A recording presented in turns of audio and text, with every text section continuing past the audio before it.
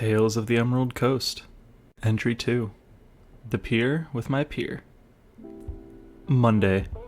Hey again, me. Dr. Penn says I was doing a good job with the journal, but because I had forgotten so much by the end of the week, and nothing more than just surface level details at that, his words, not mine, he wants me to start writing one entry a day at the end of each day. He even encouraged me to update the page throughout the day if need be. He says any sporadic thought was worth writing down, especially since I told him how I couldn't remember anything on Friday. So, because of that, this is the new format for now, unless he has me tweak it again for next week. I swear, I'll spend more time keeping up this thing than I will on actual schoolwork this year. I'm honestly still not sure why I've been dropped into therapy in the first place. I just remember my parents put me here soon after our summer vacation at the lake house ended. I wonder what happened while we were there. To be honest, I just remember being out on the boat for most of it. But that's beside the point. I'm supposed to be sharing my day. I woke up a bit late this morning because I stayed up all weekend to play video games and goof off with Ray. My poor sleep schedule from the summer is finally coming back to haunt me. So, because of this, I ended up strolling into class about 15 minutes late. As if being late and getting chewed out by my mom wasn't bad enough, my calc teacher, Miss Johnson, was even less forgiving about the whole thing.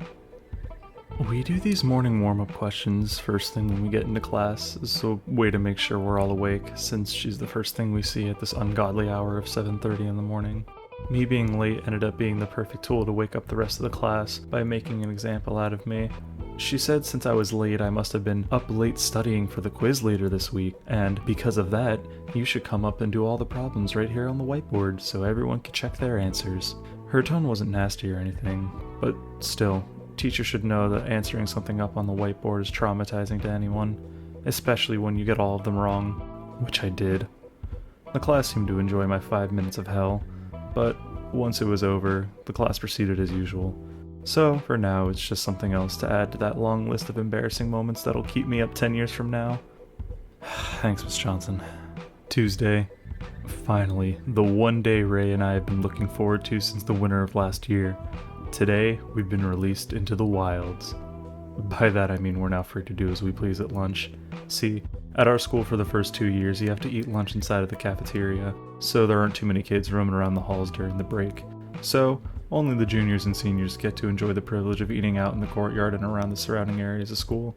Hell, we'd even be allowed to dine out or go home for lunch if we had a way to reliably leave and come back to campus on time.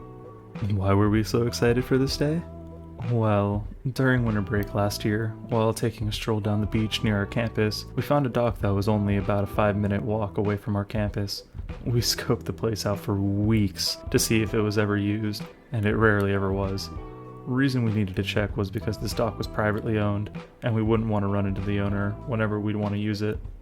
It was a shorter dock, stretching out only about 15 feet into the ocean, with an overhang to provide shade from the sun bearing down on us. So, we decided to stash some fishing gear under the dock and use it as our own private oasis during our lunches to reset and just have a good time. It all came together as beautifully as the day we first conceived our plan. Sky, clear. Water, calm. Dock, vacant. We didn't catch anything, but just finally sitting at the edge of that wooden walkway with our legs dangling was plenty good enough for us. Wednesday. Well, I've just been thrown a curveball. They changed how our personal projects are done this year. So, at our school, every junior must spend 5 months working on learning or doing something that we previously haven't been able to do before, as a way to show growth and overcome new challenges or whatever they say it's supposed to mean. Now they're forcing us to learn said things under the tutelage of an instructor of sorts because you need to be signed off that you're working towards your goal on a weekly basis. I don't even know what I want to do, let alone anybody who can teach me said thing. The whole thing is just ridiculous, and we've only got 2 weeks left before we have to decide on what we want to do. Maybe you'll pick something simple so I don't embarrass myself. Thursday. Somebody please. Friday. Our lunch fishing endeavors were cut short today. On Ray's second cast, he had his line broken by a monster of a fish.